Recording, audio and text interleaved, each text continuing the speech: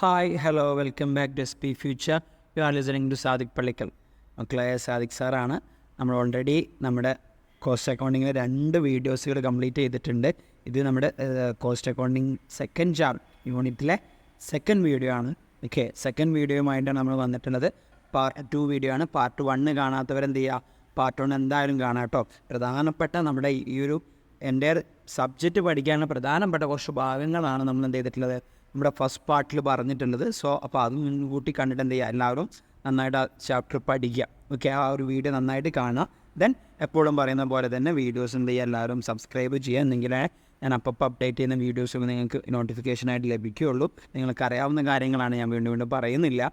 So എല്ലാവരും ചെയ്യുക. പിന്നെ എന്ത് ചെയ്യുക, നമ്മുടെ നോട്ട്സുകൾ വേണമെന്നുണ്ടെങ്കിൽ നമ്മുടെ വാട്സപ്പ് ലിങ്കിൽ ജോയിൻ ചെയ്ത് കഴിഞ്ഞാൽ നിങ്ങൾ ആവശ്യപ്പെടുന്ന മുറയ്ക്ക് ഞാൻ നിങ്ങൾക്ക് വേണ്ടപ്പെട്ട നോട്ട്സുകൾ ഞാൻ എന്ത് ചെയ്യുന്നതായിരിക്കും, തരുന്നതായിരിക്കും. നമ്മുടെ ഈ ഒരു ചാപ്റ്ററിൻ്റെ എൻ്റയർ നോട്ട്സുകൾ നമ്മുടെ കയ്യിൽ അവൈലബിൾ ആണ്. എൻ്റയർ നോട്ട്സുകൾ ഞാൻ തരുന്നതായിരിക്കും. ഓക്കെ, സോ ആ കാര്യങ്ങൾ ശ്രദ്ധിക്കുക. So without wasting any time നമ്മൾ എന്ത് ചെയ്യുന്നു, നമ്മുടെ സെക്കൻഡ് യൂണിറ്റിൻ്റെ സെക്കൻഡ് പാർട്ട് വീഡിയോയിലേക്ക് കിടക്കുകയാണ്. ഓക്കെ, സോ കഴിഞ്ഞ ക്ലാസ്സിൽ നമ്മൾ ഡിസ്കസ് ചെയ്തിട്ടുണ്ടായിരുന്നത് എന്തായിരുന്നു, നമ്മുടെ ക്ലാസിഫിക്കേഷൻസ് ഓഫ് കോസ്റ്റുകൾ ഏതെല്ലാമാണ് എന്നുള്ള കാര്യങ്ങൾ നമ്മൾ കഴിഞ്ഞ വീഡിയോയിൽ നമ്മൾ ഡിസ്കസ് ചെയ്തിട്ടുണ്ടായിരുന്നു. ഇന്ന് നമ്മൾ സ്റ്റാർട്ട് ചെയ്യുന്നത് എന്താണ് കോസ്റ്റ് യൂണിറ്റ് എന്ന് പറഞ്ഞിട്ടുള്ള വേർഡുമായിട്ട്.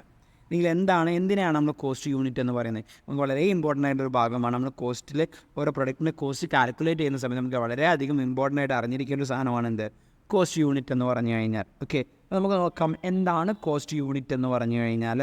ഓക്കെ, നോക്ക് നിങ്ങൾ, cost unit is a unit of product. എന്താണ് കോസ്റ്റ് യൂണിറ്റ്? എന്താണ് യൂണിറ്റ് ഓഫ് പ്രൊഡക്റ്റ് ആണ്, or service or time in terms of which cost are ascertained or expressed.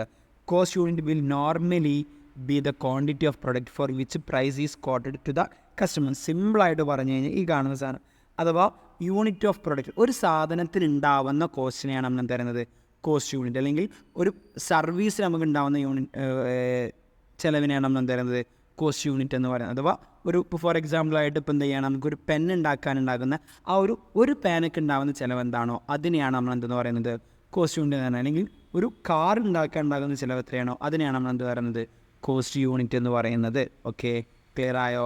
Cost unit മനസ്സിലായെന്ന് വിശ്വസിക്കുന്നു. ഓക്കെ, ദെൻ നെക്സ്റ്റ് വൺ ആണ് what is cost centre. എന്താണ് cost centre എന്ന് പറഞ്ഞു കഴിഞ്ഞാൽ നോക്കാം നമുക്ക്. For costing of product or service, an organization should divide into departments or branches or sections. Each department or branch is known as cost center. Okay, അപ്പോൾ അഥവാ നമ്മൾ എന്ത് ചെയ്യുന്നു, നമ്മുടെ പ്രൊഡക്റ്റിനെ കുറിച്ചിട്ടുള്ള ഡീറ്റെയിൽ ആയിട്ടുള്ള കോസ്റ്റുകൾ നമുക്ക് ഫൈൻഡ് ഔട്ട് ചെയ്യണമെങ്കിൽ നമ്മൾ എന്ത് ചെയ്യുന്നു, നമ്മുടെ ഓർഗനൈസേഷൻ നമ്മൾ എന്ത് ചെയ്യുന്നു, ഓരോ പർട്ടിക്കുലർ ക്രൈറ്റീരിയ ബേസിൽ നമ്മൾ എന്ത് ചെയ്യുന്നു, ക്ലാസിഫൈ ചെയ്യുന്നു. അങ്ങനെ ക്ലാസിഫൈ ചെയ്യുമ്പോൾ ഉണ്ടാകുന്ന ഒരു സെറ്റ് ഓഫ് സെക്ഷനെയാണ് നമ്മൾ എന്തെന്ന് പറയുന്നത് കോസ്റ്റ് സെൻറ്റർ എന്ന് പറയുന്നത്. എൻ്റയർ കോസ്റ്റിനെ നമ്മൾ ഡിവൈഡ് ചെയ്ത് മാറ്റി വെച്ച് കഴിഞ്ഞ് കഴിഞ്ഞാൽ അതിൽ ഒരു സെക്ഷനെയാണ് നമ്മൾ എന്ത് പറയുന്നത് കോസ്റ്റ് സെൻറ്റർ എന്ന് പറയുന്നത്. ക്ലിയർ ആയിട്ടുണ്ടോ? അതാണ് എന്ത് നമ്മുടെ കോസ്റ്റ് സെൻറ്റർ എന്ന് പറയുന്നത്. ഓക്കെ, ദെൻ അടുത്തതായിട്ട് നമ്മൾ നോക്കുന്നത് കോസ്റ്റ് പെർ യൂണിറ്റ്. അത് തന്നെയാണ് എന്ത് നമ്മുടെ കോസ്റ്റ് യൂണിറ്റ് എന്ന് പറഞ്ഞു കഴിഞ്ഞാൽ. ക്ലിയർ ആയില്ലേ? കോസ്റ്റ് യൂണിറ്റ് എന്ന് പറഞ്ഞു കഴിഞ്ഞാൽ എന്താണ്, ഒരു പ്രൊഡക്റ്റിന് മുകളിൽ നമുക്ക് ഉണ്ടാകുന്ന കോസ്റ്റിനെയാണ് എന്താ പറയുക കോസ്റ്റ് യൂണിറ്റ് വരാം. കോസ്റ്റ് സെൻറ്റർ എന്ന് പറഞ്ഞാൽ അല്ലെങ്കിൽ ഒരു കൂട്ടത്തിനെയാണ് നമ്മൾ എന്ത് പറയുന്നത് കോസ്റ്റ് സെൻറ്റർ എന്ന് പറയുന്നത്. ഇപ്പോൾ ഇവിടെ നോക്കിയാൽ നിങ്ങൾക്ക് കാണാം കോസ്റ്റ് സെൻറ്ററും കോസ്റ്റ് യൂണിറ്റും. യൂണിറ്റ് കോസ്റ്റ് അല്ലെങ്കിൽ service time, single order, contract, batch, job. ഒരു ജോബിനുള്ള കോസ്റ്റ്, അല്ലെങ്കിൽ ഒരു ബാച്ചിനുള്ള കോസ്റ്റ്, ഒരു കോൺട്രാക്റ്റിനുള്ള കോസ്റ്റ്, അല്ലെങ്കിൽ ഒരു ഓർഡറിനുള്ള കോസ്റ്റ്, ഇതൊക്കെ എന്താണ് സിംഗിൾ വൈസ് ആണ്. ഇവിടെയോ എല്ലാം നമ്മുടെ പ്ലൂറൽ വൈസിൽ വരുന്നതാണ് എന്ത് നമ്മുടെ കോസ്റ്റ് സെൻറ്റർ എന്ന് പറഞ്ഞു കഴിഞ്ഞാൽ. ഓക്കെ, ക്ലിയർ ആയിട്ടുണ്ടെന്ന് വിശ്വസിക്കുന്നു. ഓക്കെ, ദെൻ അതിനുശേഷം നമുക്ക് പറയാനുള്ള എന്താണ് എലമെൻറ്റ്സ് ഓഫ് കോസ്റ്റുകൾ എന്തെല്ലാമാണെന്ന്. അതായത് നമ്മൾ ഓൾറെഡി പറഞ്ഞു കഴിഞ്ഞിട്ടുണ്ടായിരുന്നു. നമ്മൾ ഇത് മാനുഫാക്ചറിങ് കോസ്റ്റിൽ പറയുന്ന സമയത്ത് നമ്മൾ ഈ ക്ലാസിഫിക്കേഷൻസ് നമ്മളോട് പറഞ്ഞിട്ടുണ്ടായിരുന്നു. ഇതൊക്കെ കഴിഞ്ഞ വീഡിയോയിൽ നമ്മൾ പറഞ്ഞിട്ടുള്ളതാണ്. എന്തൊക്കെ നമ്മൾ മാനുഫാക്ചറിങ് കോസ്റ്റ് നമുക്ക് 3 ആക്കാൻ പറ്റും. Materials, direct material, direct labour, direct expense എന്ന് പറഞ്ഞിട്ടുണ്ടായിരുന്നു അല്ലേ. അതിന് നമ്മൾ മറ്റൊരു പേരിൽ നമ്മൾ പറയുന്നുണ്ട് എന്താണ് എലമെൻറ്റ്സ് ഓഫ് കോസ്റ്റ് എന്നുള്ള പേരിൽ നമ്മൾ എന്ത് ചെയ്യുന്നുണ്ട് അറിയപ്പെടുന്നുണ്ട്. എലമെൻറ്റ്സ് ഓഫ് കോസ്റ്റുകൾ ഏതെല്ലാമാണ് നമ്മുടെ direct material, direct labour and direct expense. ഇവിടെ പിക്ചർ തന്നെ നിങ്ങൾക്ക് മനസ്സിലാവുന്നുണ്ടായിരിക്കും അല്ലേ.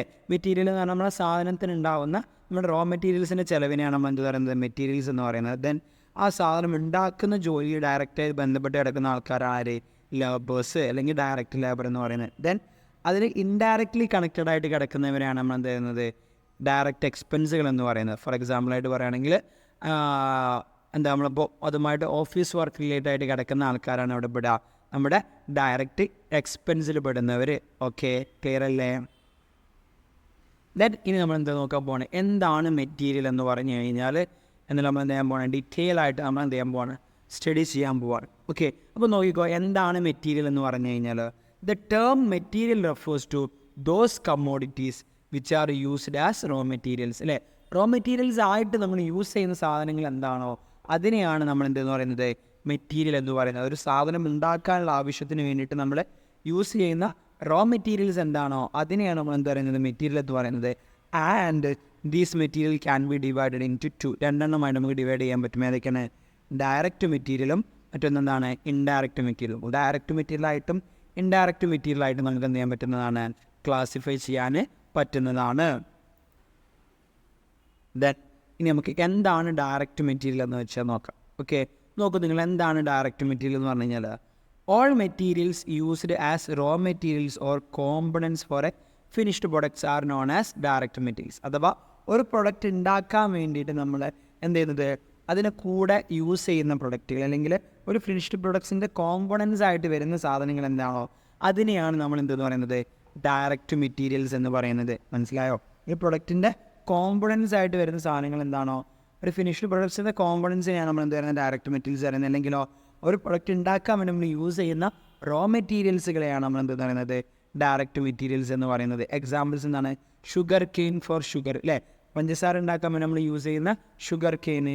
അതുപോലെ ക്ലോത്ത് ഫോർ റെഡിമെയ്ഡ് ഗാർമെൻറ്റ്സ്, അല്ലേ, നമ്മളെന്ത് തുണി എന്തിനു വേണ്ടിയിട്ട് നമ്മൾ റെഡിമെയ്ഡ് വസ്ത്രങ്ങൾക്ക് വേണ്ടി യൂസ് ചെയ്യുന്നത്. പിന്നെ ടയേഴ്സ് ഫോർ കാർ നമ്മൾ യൂസ് ചെയ്യുന്ന ടയറുകൾ, ഇതൊക്കെ എന്താണ്, ഡയറക്റ്റ് മെറ്റീരിയലാണ്. അല്ലേ, ടയർ ഇല്ലാതെ കാർ ഉണ്ടാവും, ഇല്ല. അപ്പോൾ കാർ ഉണ്ടാവണമെങ്കിൽ എന്ത് വേണം, ടയർ വേണം. അപ്പോൾ ടയർ എന്തായിട്ട് നമുക്ക് കൺസിഡർ ചെയ്യാൻ പറ്റും, ഒരു ഡയറക്റ്റ് മെറ്റീരിയൽ ആയിട്ട് നമുക്ക് എന്ത് ചെയ്യാൻ പറ്റും, കൺസിഡർ ചെയ്യാൻ പറ്റും. അല്ലേ, ഇവിടെ താഴത്തൊരു പിക്ചർ കാണാം, അല്ലേ, കമ്പ്യൂട്ടറാണ് എന്ത് അവിടെ നമ്മുടെ ഫിനിഷ്ഡ് പ്രൊഡക്റ്റ്.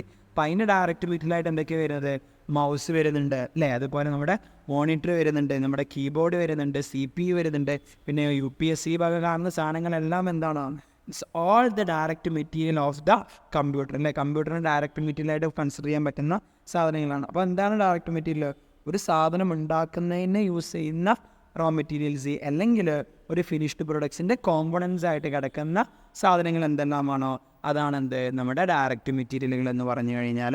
ഓക്കെ, മനസ്സിലായിട്ടുണ്ടെന്ന് വിശ്വസിക്കുകയാണ്. ഓക്കെ, ദെൻ അടുത്തെന്താണ്, ഇൻഡയറക്റ്റ് മെറ്റീരിയലുകൾ. എന്താണ് ഈ ഇൻഡയറക്റ്റ് മെറ്റീരിയലുകൾ എന്ന് പറഞ്ഞു കഴിഞ്ഞാൽ നോക്കാം നമുക്ക്. ഇൻഡയറക്റ്റ് മെറ്റീരിയൽസ് എന്ന് പറഞ്ഞാൽ consumable like lubricating oil, stationery, spare parts for machinery are termed as indirect material. അഥവാ നമ്മുടെ മെഷീനറി ഒക്കെ നമുക്ക് എന്താണ് സ്മൂത്തായിട്ട് വർക്ക് ചെയ്യാൻ വേണ്ടി നമുക്ക് ചിലപ്പോൾ എന്തെങ്കിലും ഒരു ഗ്രീസ് ഒഴിച്ച് കൊടുക്കുക, ഓയിൽസ് ഒഴിച്ച് കൊടുക്കുക, ഇങ്ങനത്തെ കുറേ കാര്യങ്ങൾ നമുക്ക് ചെയ്യണം, അല്ലേ.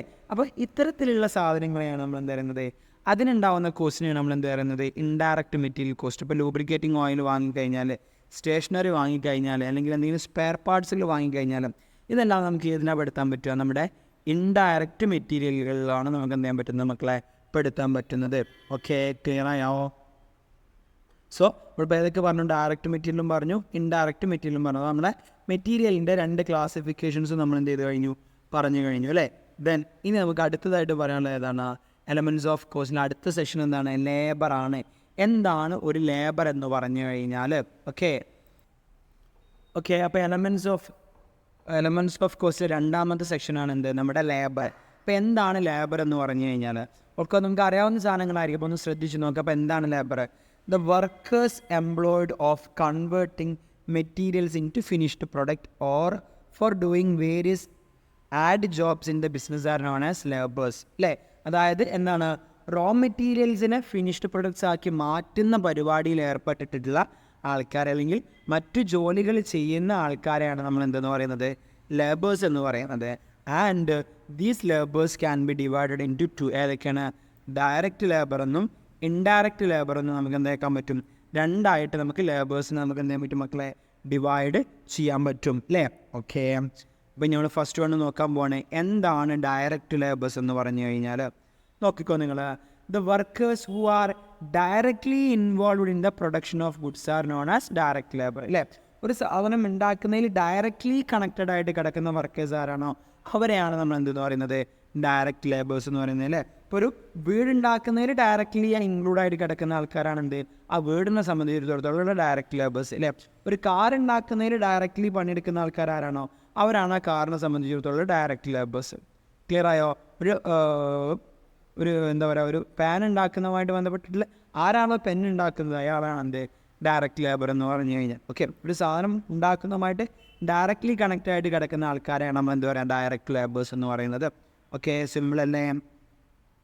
ദെൻ അടുത്ത് നമ്മൾ പറയുന്നത് എന്താണ് ഇൻഡയറക്റ്റ് ലേബേഴ്സ് എന്ന് പറഞ്ഞു കഴിഞ്ഞാൽ ആരാണ് ഈ ഇൻഡയറക്റ്റ് ലേബേഴ്സ് എന്ന് പറഞ്ഞു കഴിഞ്ഞാൽ? നോക്കാം, the workers employed for carrying out task incidental to production of goods or those engaged for office work and selling and distribution activities are known as indirect labours. അല്ലെങ്കിൽ ഒരു പ്രൊഡക്റ്റുമായി ഡയറക്റ്റ്ലി കണക്ഷൻ ഇല്ല, എന്നാലോ ഈ ഒരു ആക്ടിവിറ്റീസ് ഇല്ലാതെ production process എന്താവില്ല, complete ആവില്ല, അല്ലെങ്കിൽ smooth ആവാത്തതുമായിട്ടുള്ള type of ലേബേഴ്സിനെയാണ് നമ്മൾ എന്തെന്ന് പറയുന്നത് ഇൻഡയറക്റ്റ് ലേബേഴ്സ് എന്ന് പറയുന്നത്. ഓക്കെ, ഫോർ എക്സാമ്പിളായിട്ട് നമ്മുടെ ഓഫീസിലെ വർക്കുകളും കാര്യങ്ങളൊക്കെ ചെയ്യുന്നവർ നമുക്ക് എന്ത് പറയാൻ പറ്റും ഇൻഡയറക്റ്റ് ലേബേഴ്സ് എന്ന് നമുക്ക് എന്ത് ചെയ്യാൻ പറ്റുന്നതാണ് മക്കളെ പറയാൻ പറ്റും കേട്ടോ. നമ്മുടെ ഓഫീസിൽ വർക്ക് ചെയ്യുന്ന ആൾക്കാർ നമുക്ക് എന്തെന്ന് പറയാൻ പറ്റും ഇൻഡയറക്റ്റ് ലേബേഴ്സ് അല്ലേ. അവിടെ എക്സാമ്പിൾസ് നിങ്ങൾക്ക് നോക്കിയാൽ കാണാൻ ആരൊക്കെയാണ് production supervisor, cost accountants, human resource manager, അതുപോലെ സെയിൽസ് ആൻഡ് മാർക്കറ്റിംഗ് ടീം. ഇതിലൊക്കെ ഉള്ള ആൾക്കാരെ നമുക്ക് എന്തെന്ന് പറയാൻ പറ്റുന്നതാണ് നമ്മുടെ ഇൻഡയറക്റ്റ് ലേബേഴ്സ് എന്ന് പറയാവുന്നതാണ്. ഇവരൊന്നും ഒരു പ്രൊഡക്റ്റുമായിട്ടും ഡയറക്റ്റ്ലി കണക്റ്റഡ് ആയിട്ടുള്ള ആൾക്കാരല്ല, പക്ഷേങ്കിൽ ഇവരില്ലാതെ എന്താവില്ല ആ പ്രൊഡക്റ്റിൻ്റെ സ്മൂത്ത് ഫ്ലോ എന്തായാലും ആ നടക്കില്ല. അതുകൊണ്ടാണ് ഇവരെന്തെന്ന് പറയുന്നത് നമ്മൾ ഇൻഡയറക്റ്റ് ലേബേഴ്സ് എന്ന് പറയുന്നത്. ഓക്കെ, ദെൻ നമ്മുടെ മൂന്നാമത്തെ ക്ലാസിഫിക്കേഷനാണ് എന്ത് എലമെൻസിലുള്ളത് എക്സ്പെൻസ്. എന്താണ് എക്സ്പെൻസ് എന്ന് പറഞ്ഞു കഴിഞ്ഞാൽ നോക്കാം നിങ്ങൾക്ക്, on expenditure other than material and labour are termed as expenses. എന്താ പറഞ്ഞത് on expenses other than material and labour, മെറ്റീരിയലും ലേബറും അല്ലാത്ത എല്ലാ എക്സ്പെൻസുകളെയും നമുക്ക് എന്തെന്ന് പറയാൻ പറ്റും എല്ലാ എക്സ്പെൻസുകളെയും നമുക്ക് എന്തെന്ന് പറയാൻ പറ്റും എക്സ്പെൻഡീച്ചറുകളെയും നമുക്ക് എന്തെന്ന് പറയാൻ പറ്റും എക്സ്പെൻസ് എന്ന് പറയാൻ പറ്റും. അതിൽ പ്രധാനമായിട്ട് 2 ടൈപ്പ് എക്സ്പെൻസുകളാണുള്ളത് അല്ലേ. ഏതെല്ലാമാണ് ഡയറക്റ്റ് എക്സ്പെൻസും ഉണ്ട്, അതുപോലെ തന്നെ എന്തുണ്ട് ഇൻഡയറക്റ്റ് എക്സ്പെൻസുകളും ഉണ്ട് അല്ലേ. ഏതൊക്കെയാണ് 2 എക്സ്പെൻസാണുള്ളത്, ഡയറക്റ്റ് എക്സ്പെൻസും ഇൻഡയറക്റ്റ് എക്സ്പെൻസും. സോ നമ്മൾ ഇതുവരെ പറഞ്ഞ എല്ലാത്തിനും 2 ഐറ്റമാണുള്ളത്. ഫസ്റ്റ് നമ്മൾ ഏത് പറഞ്ഞു ഡയറക്റ്റ് മെറ്റീരിയലും ഇൻഡയറക്റ്റ് മെറ്റീരിയലും പറഞ്ഞു. ദെൻ പിന്നെയോ ലേബറിലോ ഡയറക്റ്റ് ലേബറും ഇൻഡയറക്റ്റ് ലേബറും പറഞ്ഞു. പിന്നെയോ എക്സ്പെൻസിലോ ഡയറക്റ്റ് എക്സ്പെൻസും ഇൻഡയറക്റ്റ് എക്സ്പെൻസും പറഞ്ഞു അല്ലേ. അപ്പോൾ എന്താണ് ഡയറക്റ്റ് എക്സ്പെൻസ്, അതുപോലെ എന്താണ് ഇൻഡയറക്റ്റ് എക്സ്പെൻസ് എന്നുള്ളത് നമുക്ക് നോക്കാം. ഓക്കെ, നോക്കിയാൽ നിങ്ങൾ എന്താണ് direct expense? Other expenses which are incurred specifically for a particular product, job or service are termed as direct expense. Example എന്തൊക്കെയാണ്? Carriage inward, production royalty etcetera are the examples. ഇപ്പോൾ direct expense എന്ന് പറഞ്ഞു കഴിഞ്ഞാൽ നമ്മളിപ്പോൾ പറഞ്ഞ direct ലേബറിലും അല്ലെങ്കിൽ നമ്മൾ direct മെറ്റീരിയലും പെടാതെ ഒരു പ്രൊഡക്റ്റുമായി ഡയറക്റ്റ്ലി കണക്ട് ചെയ്ത് കിടക്കുന്ന എക്സ്പെൻസുകളുള്ള ജോബുകളെയാണ് നമ്മൾ എന്തെന്ന് പറയുന്നത് ഡയറക്റ്റ് എക്സ്പെൻസുകൾ എന്ന് പറയുന്നത്. അല്ലെങ്കിൽ ആ എക്സ്പെൻസുകളെയാണ് നമ്മൾ എന്തെന്ന് പറയുന്നത് ഡയറക്റ്റ് എക്സ്പെൻസുകൾ എന്ന് പറയുന്നത്. ക്ലിയർ ആയോ? ഡയറക്റ്റ് എക്സ്പെൻസുകൾ എന്താണെന്ന് മനസ്സിലായോ? ഒരു ജോലിയുമായിട്ട് ഡയറക്റ്റ്ലി കണക്ട് ചെയ്ത് കിടക്കുന്ന നമ്മൾ ഡയറക്റ്റ് മെറ്റീരിയലും അതല്ലെങ്കിൽ നമ്മുടെ ഡയറക്റ്റ് ലേബറിലും പെടാത്ത എക്സ്പെൻസുകളെയാണ് നമ്മൾ എന്തെന്ന് പറയുന്നത് ഡയറക്റ്റ് എക്സ്പെൻസുകൾ എന്ന് പറയുന്നത്. ക്ലിയർ ആയിട്ടുണ്ടോ? ഓക്കെ, ദെൻ അടുത്ത 2ാമത്തെ ക്ലാസിഫിക്കേഷനായിട്ട് വരുന്നത് ഏതാണ്? നമ്മുടെ ഇൻഡയറക്റ്റ് എക്സ്പെൻസുകളാണ്. എന്താണ് ഇൻഡയറക്റ്റ് എക്സ്പെൻസുകൾ എന്ന് പറഞ്ഞു കഴിഞ്ഞാൽ നോക്കാം നമുക്ക് എന്താണ് indirect expense. All expenses other than indirect material and indirect labour അല്ലേ. ഇൻഡയറക്റ്റ് മെറ്റീരിയലുകളും other than indirect material and indirect labour. Indirect ലേബറും അല്ലെങ്കിൽ ഇൻഡയറക്റ്റ് മെറ്റീരിയലുകളും അല്ലാത്ത എല്ലാ ഇൻഡയറക്റ്റ് ആയിട്ടുള്ള എക്സ്പെൻസുകളെയും നമുക്ക് എന്തെന്ന് പറയാൻ പറ്റും ഇൻഡയറക്റ്റ് എക്സ്പെൻസുകൾ എന്ന് പറയാം. അപ്പം ഡയറക്റ്റ്ലി അല്ലാത്ത എന്താണ് ഇൻഡയറക്റ്റ് മെറ്റീരിയൽ അല്ല, ഇൻഡയറക്റ്റ് ലേബറും അല്ല, എന്നാലോ ഡയറക്റ്റ് എക്സ്പെൻസും അല്ലാതെ കിടക്കുന്ന എക്സ്പെൻസുകൾ ഉണ്ടെങ്കിൽ അതാണ് എന്ത് നമ്മുടെ indirect expense. For example rent of ബിൽഡിങ്ങിൻ്റെ റെൻറ്റ് എന്ന് പറഞ്ഞാൽ എന്താണ് ഒരു ഇൻഡയറക്റ്റ് എക്സ്പെൻസ് ആണ്. ഇൻഡയറക്റ്റ് മെറ്റീരിയൽ പെടുമോ? ഇല്ല അല്ലേ. ഇൻഡയറക്റ്റ് മെറ്റീരിയൽ കണക്കിൽപ്പെടില്ല. ദെൻ ഇൻഡയറക്റ്റ് ലേബറിലോ പെടുകയില്ല. പിന്നെ ചാൻസിൽ ഏതിലാണ് ഇൻഡയറക്റ്റ് എക്സ്പെൻസിലാണ്. അപ്പോൾ നമ്മുടെ ഹൗസ് റെൻ്റൊക്കെ നമുക്ക് ഏതിൽ പെടുത്താൻ പറ്റും? നമുക്ക് ഇൻഡയറക്റ്റ് എക്സ്പെൻസുകളിൽ നമുക്ക് എന്ത് ചെയ്യാൻ പറ്റുന്നതാണ് ഉൾപ്പെടുത്താൻ പറ്റുന്നതാണ്. ഓക്കെ, നമ്മളിപ്പോൾ ഇത്രയും നേരം നമ്മൾ പറഞ്ഞു കഴിഞ്ഞാൽ നമുക്ക് ചെറുതായിട്ടൊന്ന് ഷോർട്ടാക്കിയിട്ട് ഇവിടെ പറയാൻ പറ്റും. എന്താണ് എലമെൻറ്റ്സ് ഓഫ് കോസ്റ്റ് നമുക്ക് പ്രധാനമായിട്ടും 3 നമുക്ക് എന്ത് ചെയ്യാൻ പറ്റും ക്ലാസിഫൈ ചെയ്യാൻ പറ്റുന്നുണ്ട്. ഏതെല്ലാമാണത്? Direct material cost, labour cost, എക്സ്പെൻസുകൾ അല്ലേ. സോ മെറ്റീരിയൽ കോസ്റ്റ് നമ്മൾ എന്ത് ചെയ്യുന്നുണ്ട്? രണ്ടെണ്ണം ആക്കുന്നുണ്ട്. ഏതൊക്കെയാണ്? ഡയറക്റ്റ് ലേബറും ഇൻഡയറക്റ്റ് ലേബറും. മെറ്റീരിയൽ കോസ്റ്റ് നമ്മൾ ഡയറക്റ്റ് മെറ്റീരിയലും ഇൻഡയറക്റ്റ് മെറ്റീരിയലും ആക്കുന്നുണ്ട്. അതുപോലെ തന്നെ ലേബർ കോസ്റ്റിനെ നമ്മൾ ഡയറക്റ്റ് ലേബറും ഇൻഡയറക്റ്റ് ലേബറും എന്ന് ആക്കുന്നുണ്ട്. ദെൻ എക്സ്പെൻസ് നമ്മൾ again direct or other chargeable expense എന്നും indirect expense or indirect overheads എന്ന് നമ്മൾ എന്ത് ചെയ്യുന്നു? ക്ലാസിഫൈ ചെയ്യുന്നു. ദെൻ ദീസ് ഇൻഡയറക്റ്റ് എക്സ്പെൻസുകൾ നമ്മൾ എന്ത് ചെയ്തിട്ട് വീണ്ടും 3 എണ്ണമായിട്ട് നമ്മൾ ക്ലാസിഫൈ ചെയ്യുന്നുണ്ട്. അതൊക്കെയാണ് factory overheads, office and administration overheads and selling and distribution overheads എന്നുള്ള രീതിയിൽ നമ്മൾ എന്ത് ചെയ്യുന്നുണ്ട്? ക്ലാസിഫൈ ചെയ്യുന്നുണ്ട് അല്ലേ. ഓക്കെ, അപ്പം നമ്മൾ ഇത്രയാണ് നമ്മൾ ഇന്നത്തെ ക്ലാസ്സിൽ നമ്മൾ ഡിസ്കസ് ചെയ്യുന്നത് അല്ലേ. അപ്പം നമ്മൾ ഓൾറെഡി എന്താണ് എലമെൻറ്റ്സ്, കോസ്റ്റ് യൂണിറ്റ് എന്താണെന്ന് പറഞ്ഞിട്ടുണ്ട് അല്ലേ. പിന്നെയോ കോസ്റ്റ് സെൻറ്റർ എന്താണെന്ന് പറഞ്ഞു. ദെൻ നമ്മൾ എലമെൻറ്റ് ഓഫ് കോസ്റ്റുകൾ ഏതെല്ലാമാണ്, അത് എത്ര ടൈപ്സുകളുണ്ട് എന്നുള്ളതൊക്കെ നമ്മൾ എന്ത് ചെയ്തിട്ടുണ്ട്. നമ്മൾ വളരെ ഡീറ്റെയിൽ ആയിട്ട് നമ്മൾ ക്ലാസ് എടുത്തതിന് ഓരോന്നിനും നല്ല ലൈവായിട്ടുള്ള എക്സാമ്പിളുകൾ ഞാൻ പറഞ്ഞു തന്നിട്ടുണ്ട് അല്ലേ. നിങ്ങൾക്ക് എല്ലാവർക്കും മനസ്സിലായിട്ടുണ്ടെന്നാണ് ഞാൻ വിശ്വസിക്കുന്നത്. അപ്പോൾ നിങ്ങളുടെ കമൻസുകൾ എന്ത് ചെയ്യുക, നിങ്ങളുടെ കമൻറ്റ് സെക്ഷനിൽ നിങ്ങൾ സൂചിപ്പിക്കുക. ഓക്കെ, ഡൗട്ടുകൾ ഉണ്ടെങ്കിൽ ചോദിക്കുക, ഞാനതെല്ലാം ക്ലിയർ ചെയ്ത് തരുന്നതായിരിക്കും. ദെൻ പിന്നെ നിങ്ങൾക്ക് നോട്ട്സുകൾ വേണമെന്നുണ്ടെങ്കിൽ നമ്മുടെ വാട്സപ്പ് ലിങ്കിൽ ജോയിൻ ചെയ്ത് നോട്ട്സുകൾ ആവശ്യപ്പെടുന്ന മുറയ്ക്ക് നോട്ട്സുകൾ കിട്ടുന്നതായിരിക്കും.